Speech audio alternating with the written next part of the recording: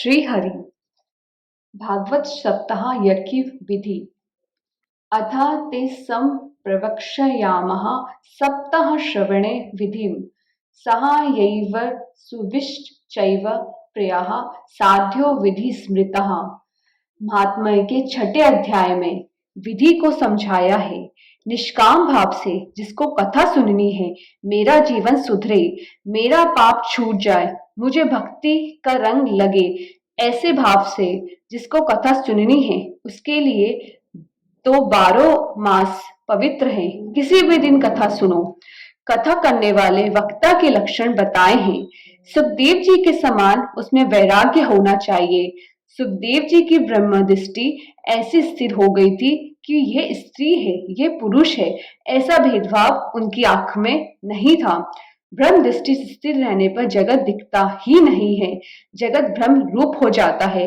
ब्रह्म ज्ञानी होना बड़ा कठिन नहीं है, ब्रह्म दृष्टि स्थिर करना बड़ा कठिन है। सुखदेव जी महाराज की ब्रह्म दृष्टि स्थिर है। सुखदेव जी में वैराग्य परिपूर्ण है। विरक्तो वैष्णवो विप्रो वेद शास्त्र विशुद्धि कृत दृष्टांत कुशलो धीरो वक्ता कार्योतिनी स्पृहा। वक्ता ब्राह्मण शरीर होना चाहिए। जिसका ब्राह्मण शरीर नहीं है, उसको व्यास गद्दी पर बैठने का अधिकार नहीं है। गाय भले ही कम दूध देती हो या बिल्कुल ना देती हो, लेकिन पूजा गाय की ही होती है। भैंस की पूजा कोई नहीं करता, पूजा ब्राह्मण की होती है। केवल जाति से ब्राह्मण नहीं, जो बराबर 3 बार संध्या करता हो। विरक्तो वैष्णव विप्रहा, सब प्रकार की चिंता छोड़ करके कथा में बैठो, भागवत की पूजा करो, लक्ष्मी नारायण की पूजा करो, शांति से कथा सुनो।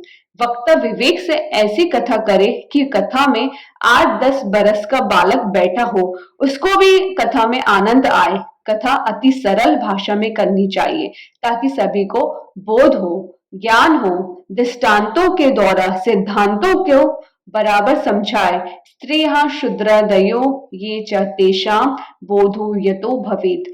ये कथा अति मधुर है, मंगलमयी है, पाप का विनाश करने वाली है, मन को शुद्ध करने वाली है। महात्मा की कथा यहाँ परिपूर्ण करते हैं। अब भागवत का प्रारंभ होता है। नारायण नारायण नारायण।